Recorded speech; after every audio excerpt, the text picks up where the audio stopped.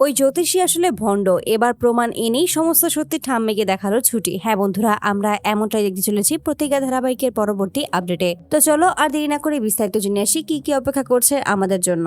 ছুটি ভাবতে থাকে যে আসলে কি হচ্ছে তার সাথে সে তো কিছুই বুঝতে পারছে না। যতবার সে চাইছে অভির কাছ থেকে দূরে সরে থাকতে, ঠিক ততবার তারা আবারও কাছাকাছি চলে আসছে। আর এর জন্য তার কি একটা করা উচিত সেই সমস্ত নিয়ে ভাবতে থাকে। ঠিক সেই মুহূর্তেই ওই জ্যোতিষী আবারও ফোন করে, আর ঠিক তখন বলছে আপনাদের বাড়িতে ঘোর অমঙ্গল রয়েছে, তাই তার জন্য আমাকে আরো কিছু করতে হবে, আর তার জন্য আমাকে আরো 1 লক্ষ টাকা দিতে হবে। আর এতে করে তখন ছুটি অবাক হয়ে যায়। তখনই ছুটি মনে মনে বলছে আমার কেন যেন মনে হচ্ছে এই জ্যোতিষী আসলে মিথ্যে কথা বলছে। ওনার একটু কিছুতেই এতগুলো টাকা কিসের জন্য লাগছে আমি তো সেটাই বুঝতে পারছি না। এমনটা কি হতে পারে যে উনি আবার আমাদের ঠকাচ্ছেন, মিথ্যে বলে সমস্ত টাকা আত্মসাৎ করার চেষ্টা করছেন? সেটা এবার আমাকে জানতেই হবে। ঠিক সেই মুহূর্তেই ঈশাকে বলে যে ঈশাদি, তুমি ওই লোকের একটু নাম্বারটা আমাকে দিতে পারবে, বা উনি কোথায় থাকে সেই ঠিকানাটা। ঠিক তখন বলছে কেন, ওনার ঠিকানা বা ওনার নাম্বার দিয়ে তুমি কি বা এমন করবে? ঠিক তখনই অভির মা সেখানে আসে আর বলছে ঈশা, ও যেহেতু চাইছে ওকে দিলে কি সমস্যা? আমি তো সেটাই বুঝতে পারছি না। ঠিক তারপরে নিজের মায়ের কথা রাখার জন্যই ফোন নাম্বার এবং লোকেশনটা দিয়ে দেয়। আর এতে করে ছুটি তখন একাই চলে আসে সেখানে এবং তখনই বলছে এবার তাহলে সমস্ত সত্যিটা আমি ঠিক খুঁজে বের করব।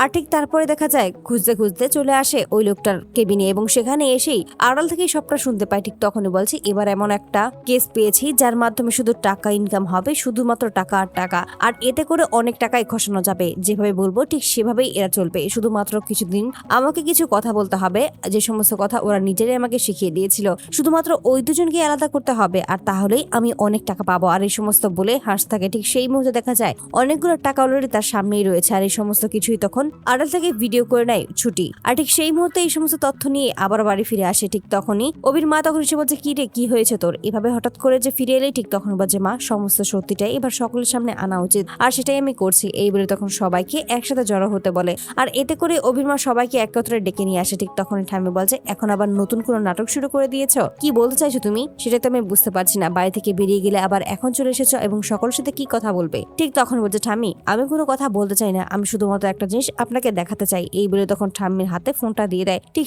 সেই মুহূর্তেই অভির মাও সেখানে এসে দাঁড়ায়। আর ঠিক তখন তারা দুজনেই ওই ভিডিওটা দেখেই চমকে যায়। সেখানে ওই জ্যোতিষীর সমস্ত কথাগুলো রেকর্ডিং হয়ে যায় এবং তখনই শুনতে পায় যে আসলে এই জ্যোতিষী একজন ঠকবাজ, সে একজন ভণ্ড এবং প্রতারক। সকলের কাছ থেকে এভাবে টাকা হাতিয়ে সে এক দেশ থেকে অন্য দেশে পাড়িয়ে পাড়িয়ে বেড়াচ্ছে। আর এই সমস্ত দেখে তখন খুবই অবাক। হয়তো বন্ধুরা তোমরা কি চাও যেন এবার এভাবেই ওই জ্যোতিষী যে আসলে প্রতারক, এবার যেন এই সমস্ত প্রমাণে এনে ঠাম্মিকে দেখাতে পারে ছুটি? অবশ্যই তোমরা তোমাদের মতামত কমেন্ট বক্সে জানতে ভুলো না। ধন্যবাদ।